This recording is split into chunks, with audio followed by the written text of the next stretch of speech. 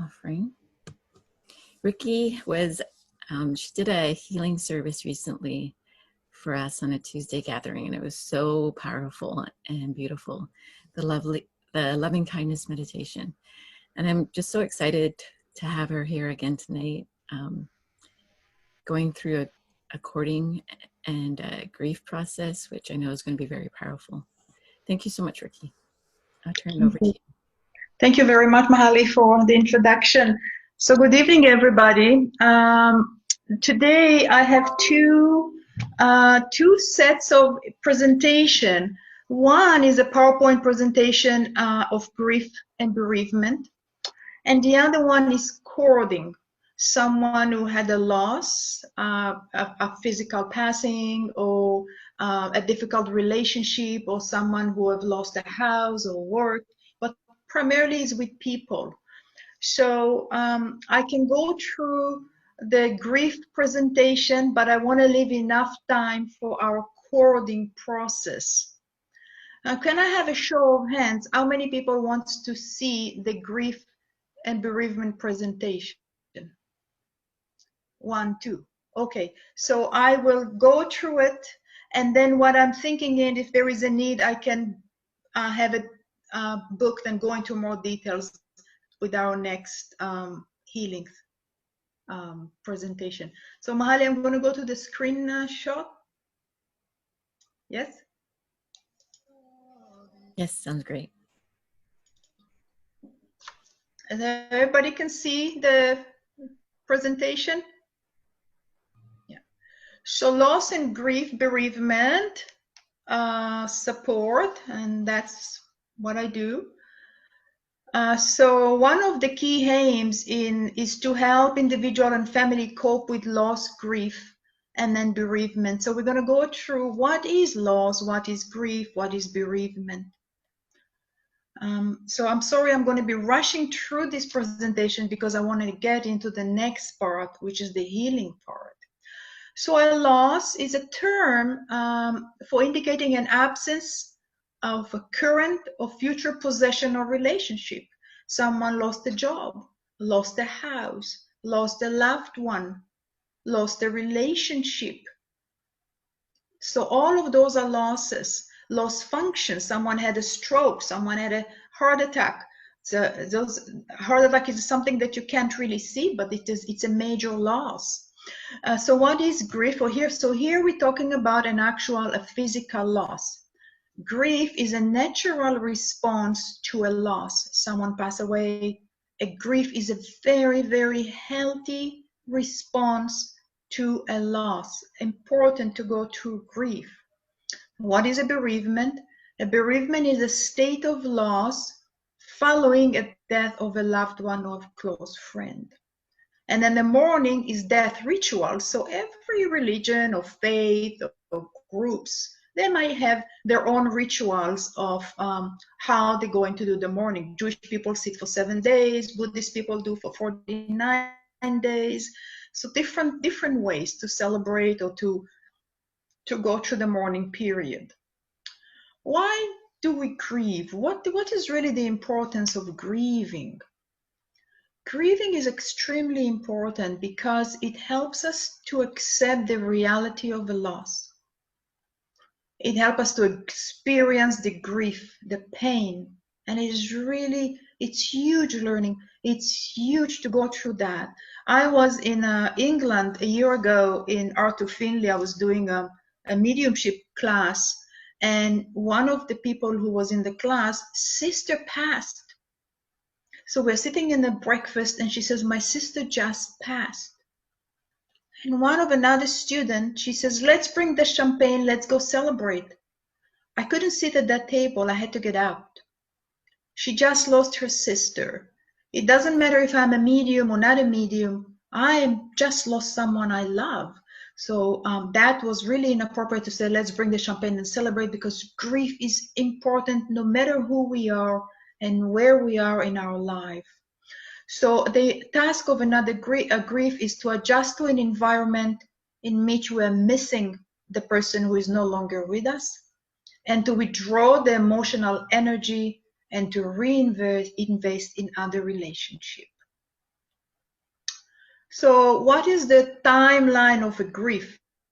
It used to be, oh, if you're still grieving after a year, you must be depression. Well, no. The DSM-5 doesn't state grief is very individual, but how we move through the grief that makes a difference. So there is no timeline of how long a person should be grieving.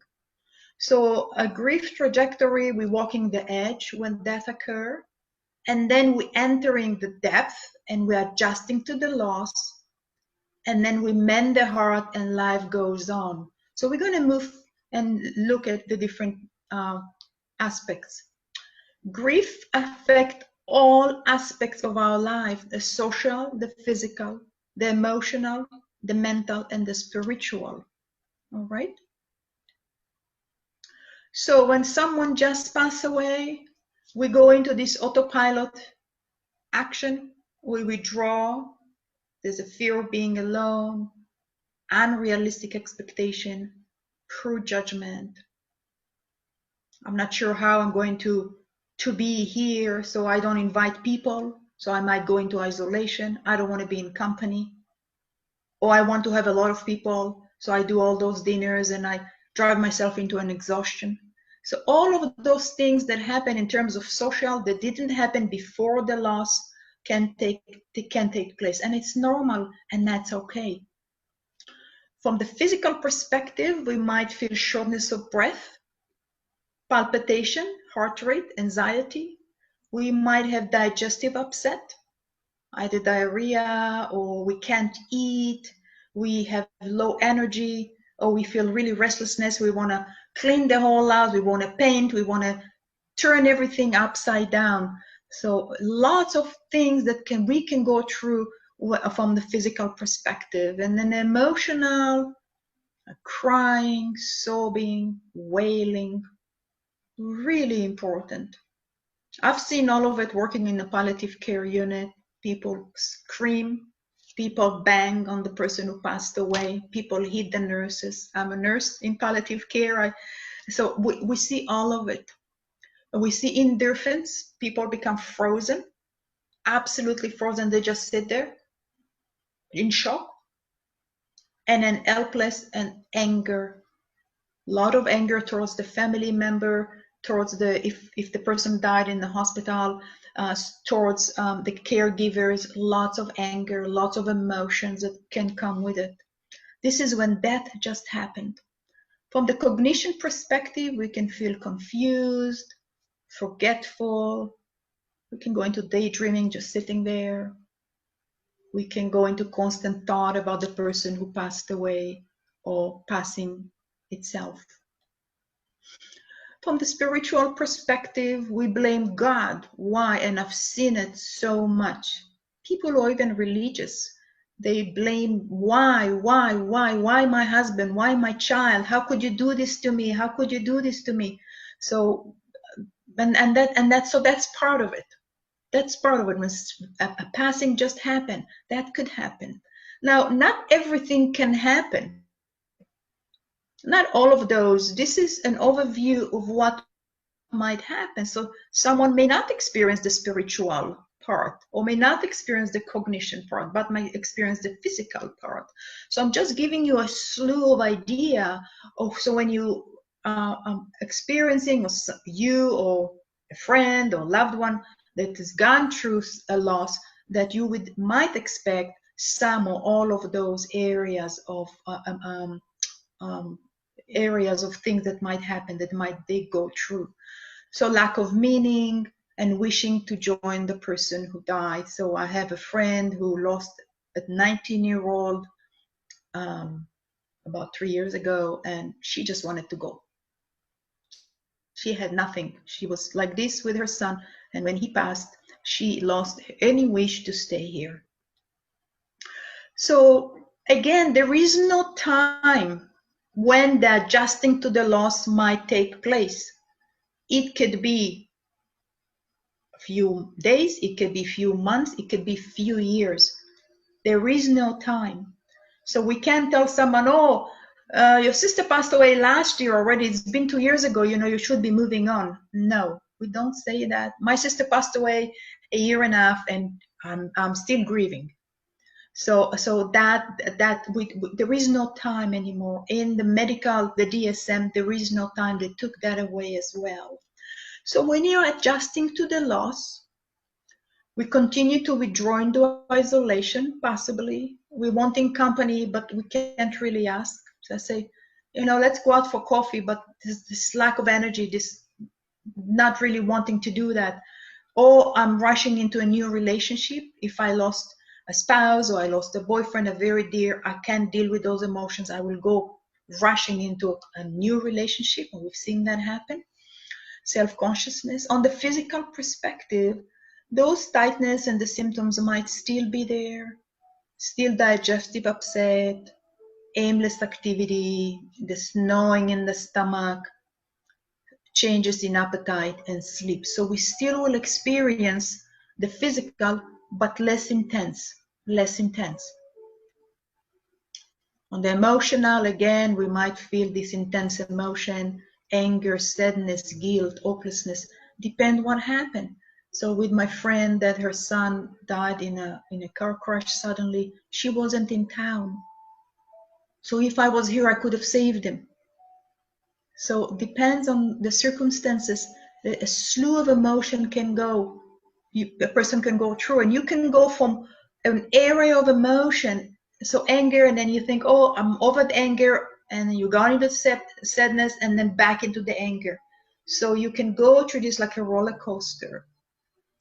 On the cognition part, we have a sense of going crazy, memory problem, poor memory, and vivid dreams and nightmares.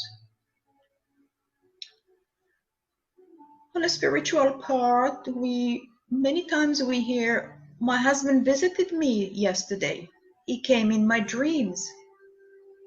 Some people say it's yes, or some people say it's because we want that person so much that we begin to sense that they are here, that they are presence with us. And it's possibly, as a medium, I would say it's absolutely possibly. Yes. So we mend the heart, we continue. So again, there is no time. So we can't tell a person it's been a year. There is no time. So when we continue in the process of bereavement and grief, the social, we have more interest in life. We have this friend who lost her son after 2 years. She went back to work. She was pretty much in bed. She couldn't work. She couldn't function. She was just crying for a long time, and slowly after 2 years, she was able to go back to work, able to reach others and meet. So the social wanting to be part of begin to come back. The desire to independence come back again. On the physical, all the symptoms, the heart palpitation, the stomach, the appetite, they all lightens up. It's not as strong and powerful as it is at the beginning. Okay. On the emotional part, the emotions are less intense. I can be angry, but the intensity of the anger is less. I'm coming out of a fog. I have more peace and happiness, and maybe some guilt about moving on. Some people might feel guilty they are moving on. I don't feel as sad as I was when I lost my son. So one might have some guilt feeling around that. From the cognition perspective about death increase, remember with less pain, memory, and dreams and nightmares are decreasing. And then we're connecting, you might be going back to church, back to synagogue, back to the spiritual areas. Life has a new meaning and purpose, and we're more accepting that death is part of life. Types of grief. There are different types. I'm sorry to go fast because I want to go to the therapy here. Types of grief. There's typical grief, anticipatory grief, complicated grief, disfranchised grief, and unresolved grief. Many types of grief, as you can see. When someone passed, depends on the circumstances that a person might experience any of this. So anticipatory grief is a person was sick for a long time, terminally ill, and we know there is no cure. We know that person is not going to continue being with us. Knowing that does not take away from the intensity of the grief. Even though my mom was sick for a very long time, when she passed away, it was very painful. So we can't tell people she's not suffering anymore. She is in God's hands. We cannot say those things, and we shouldn't, because it's very difficult. A loss is a loss. Doesn't matter if a person has a long-standing illness where we were expecting a passing. Okay? A complicated grief. There is a yearning, a searching for the person who passed, images, avoidance, interference with daily functioning.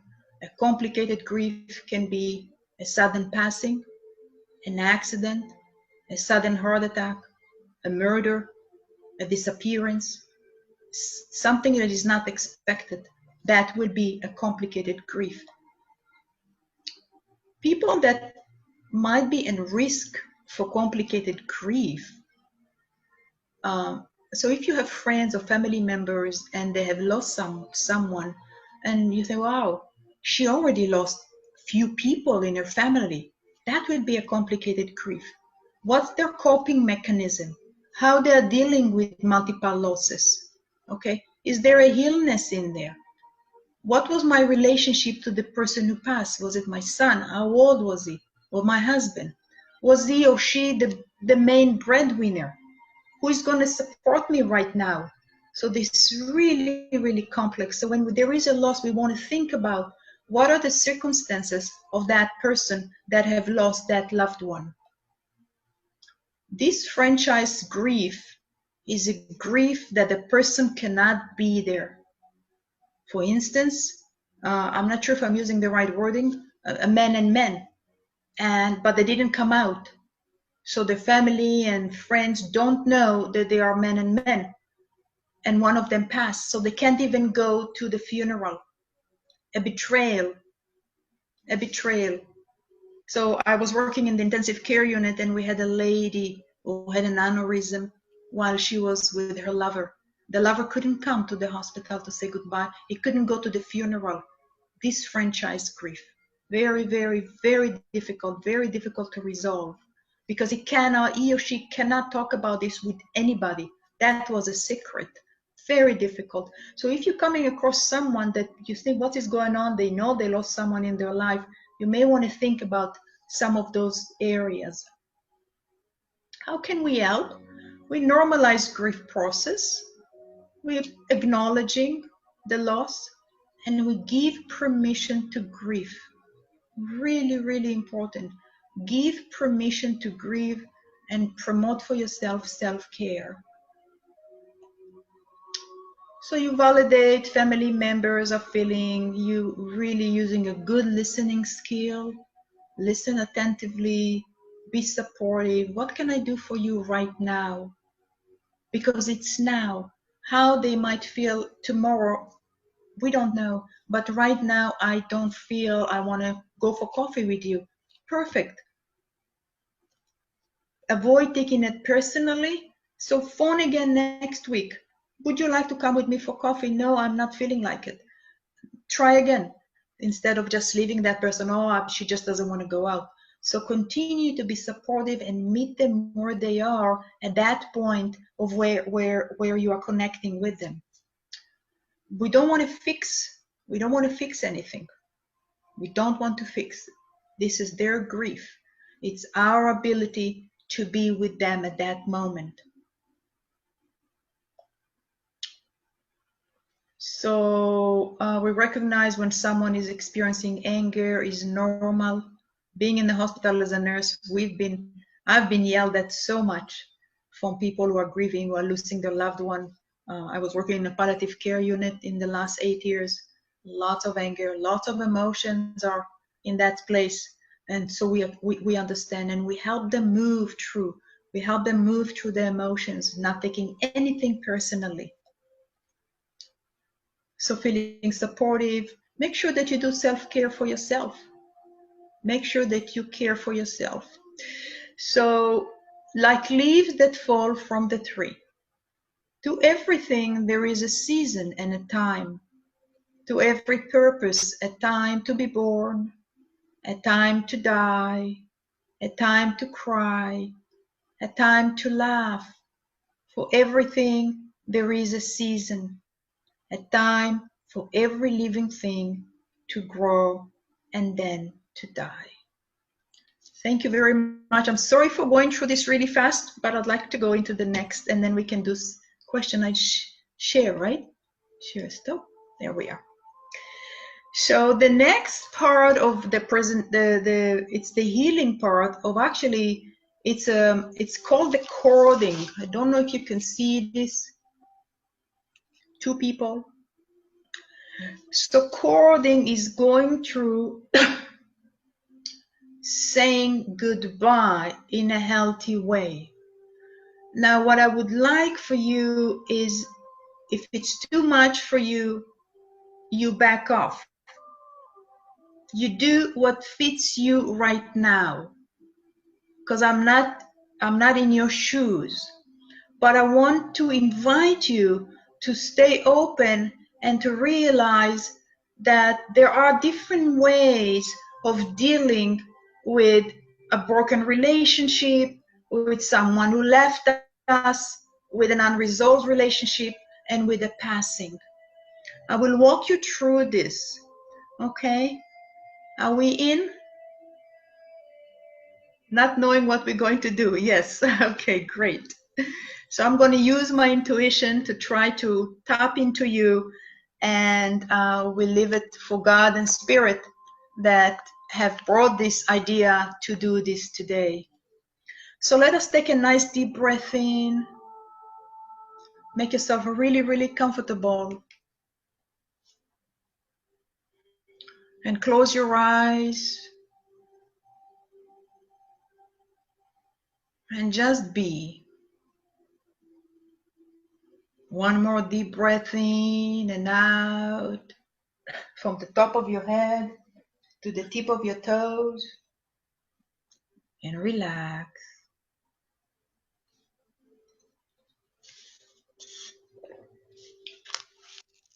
Now, I'd like you to visualize that you can be in a very beautiful garden or place of your choice. And there are two chairs, one for you and one for a person that you want to invite today to go through this process. So take a moment to invite that person to sit in front of you.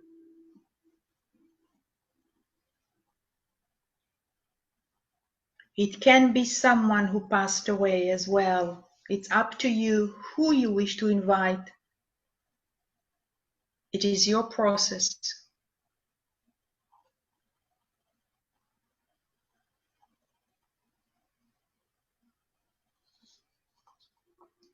Visualize that person in front of you very well. You can name his name. You can make him as big or as small as you want to, your comfort level.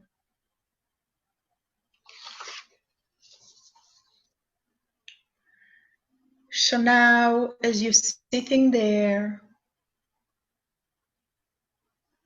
I like you to imagine a cord coming from the body of the person who is sitting in front of you, and it attached to your body, anywhere in your body. Could be in your leg, in your belly, in your heart, in your head. Visualize a cord from the person who is sitting in front of you, coming out from anywhere in their body into your body.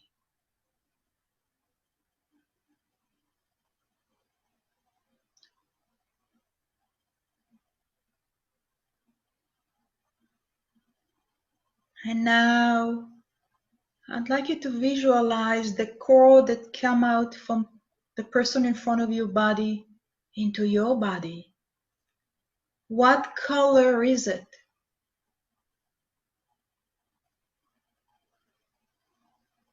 In your mind's eye, what is the thickness of that cord?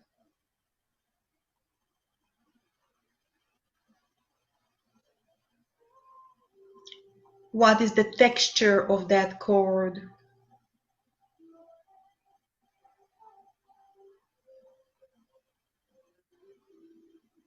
What is the temperature of that cord? In your mind's eye.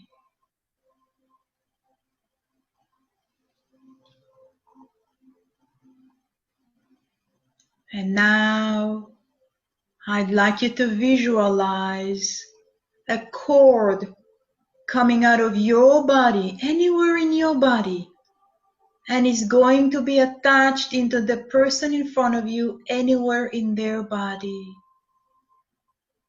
A cord from your body, anywhere in your body, the legs, the stomach, the heart, the head, and moving into the person in front of you body, anywhere in their body.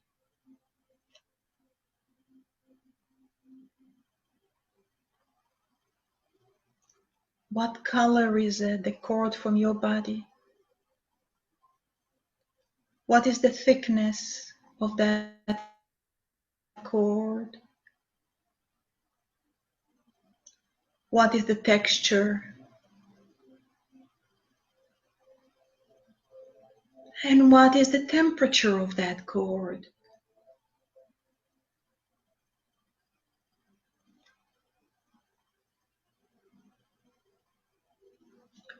Now, I like us to take this opportunity, and if there is anything that you like to say or need from that person in front of you, take a moment and tell them. Tell that person in front of you anything that you need to tell them.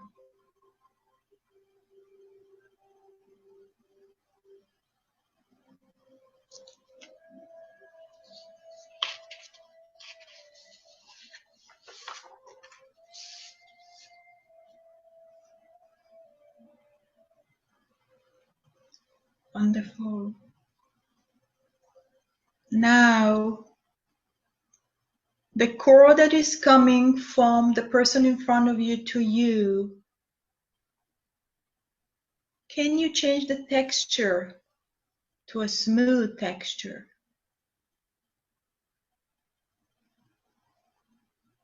Can you change its size to a perfect size?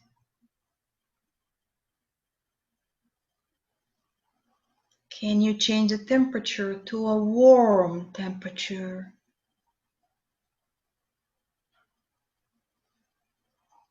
And can you change the color? Pink for love, green for healing or friendship, your choice.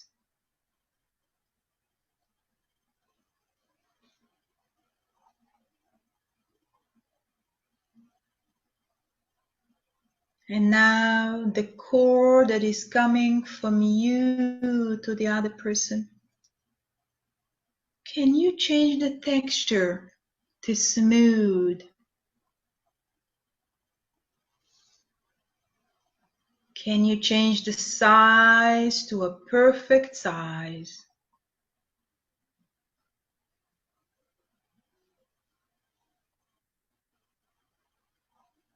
Can you change the temperature to warm?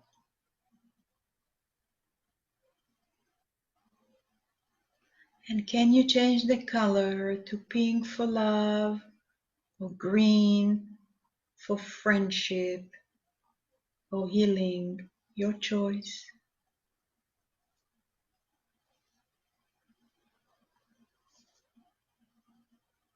Now, is there anything that you would like to say or need to tell to the person in front of you?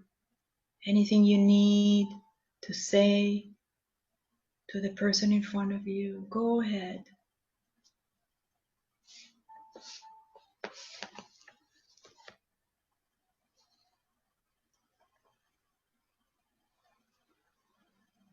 Wonderful.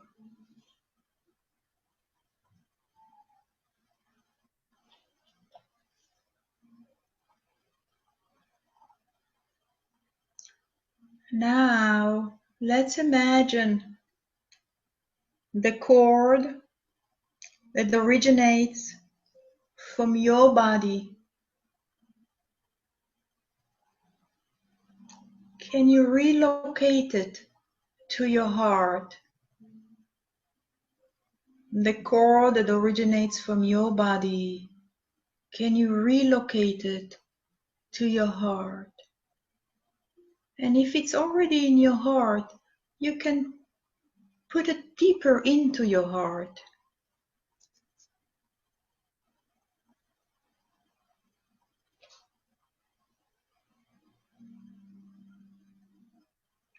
Now move the end of the cord that attaches to the person in front of you and relocate it to his heart.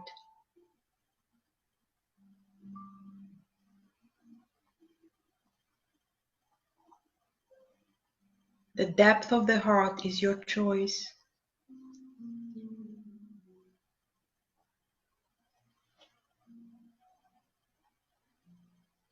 Now imagine moving the cord that originates from the person in front of you and relocate it to their heart.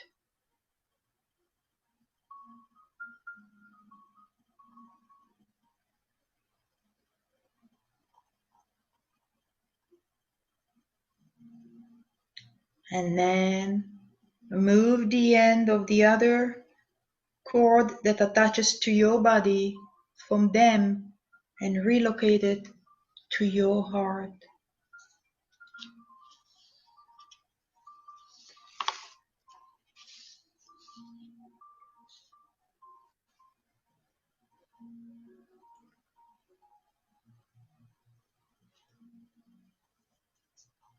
Now let's go a step further. Now imagining opening your crown chakra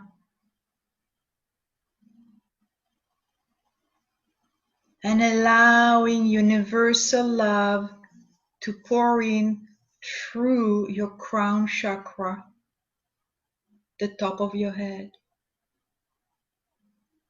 And it's flowing down through your third eye,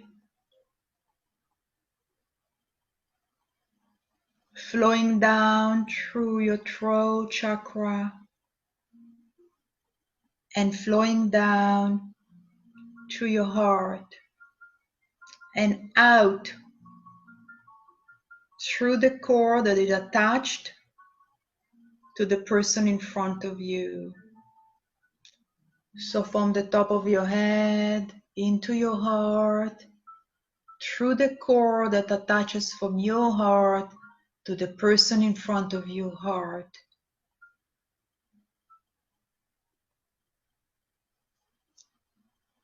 And now visualize the person in front of you, universal love coming from the top of their head, crown chakra, to the third eye chakra, to the throat chakra, to the heart chakra, flowing into your heart. So visualize the cord from your heart into their heart, and the cord from their heart to your heart.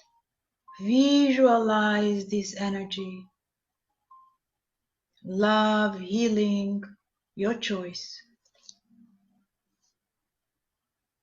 And this is your final opportunity to verbalize. Now, is there anything that you would like or need to tell the person in front of you? Please go ahead. Tell them in your mind's eye.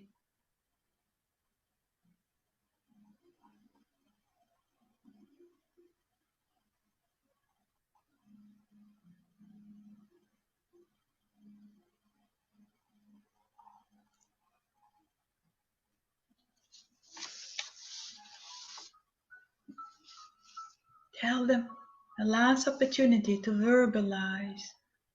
Let them know how you feel.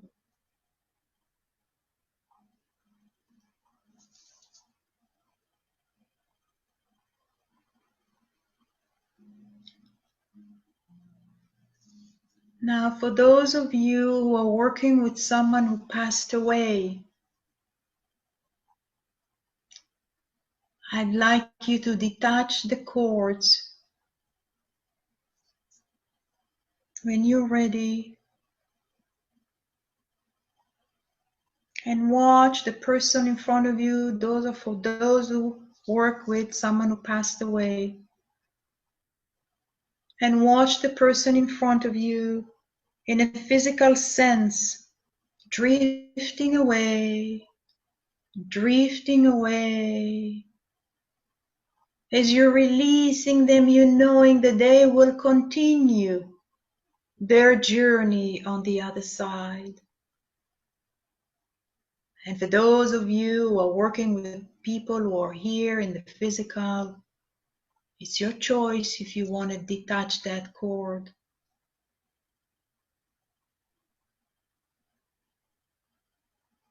If it's a relationship or a memory that you wish to let go, detach the cord and wish them well. For those who are working with people in the physical, wish them well.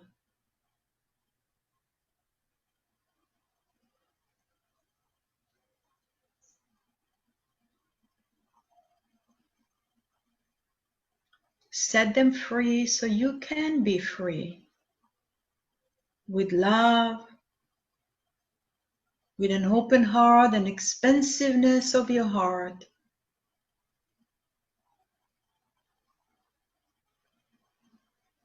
As you're taking a deep breath in,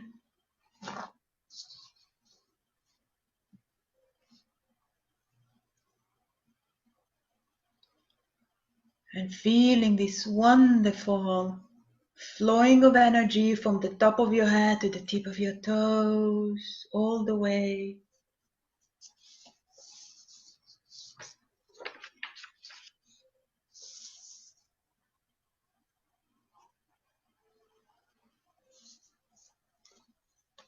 And when you're ready, come back into the here and now.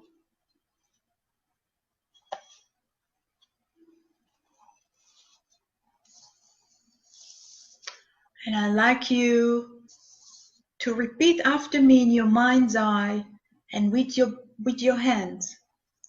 I'm going to read the Mudra light. I am, put your hands on your knees and says, I am light.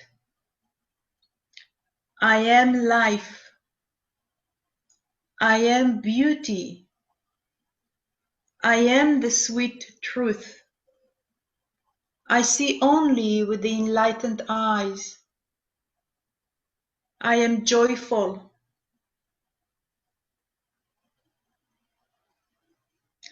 And I'm joyful together, and I join my hands together as one. And I offer it to God as my gift. My will and your will are the same. As I live from my heart and give all of my love to the world. In your mind's eye, I am light. I am love. I am beauty.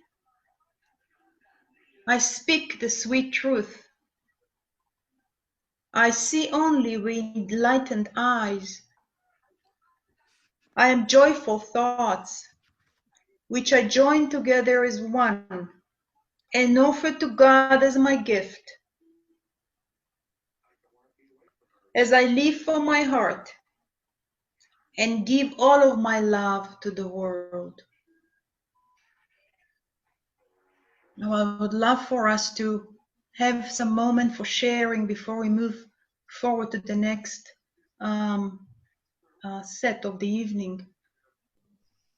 Mahali, how do I go back into the gallery view? Just bring your mouse to the upper right and you can click on gallery view. And thank you so much, Rickie. That was so powerful. And for myself, just so perfect. That's wonderful. I'm going to turn off the recording for the shares. So I'm just going to do Yes. that now. Yes.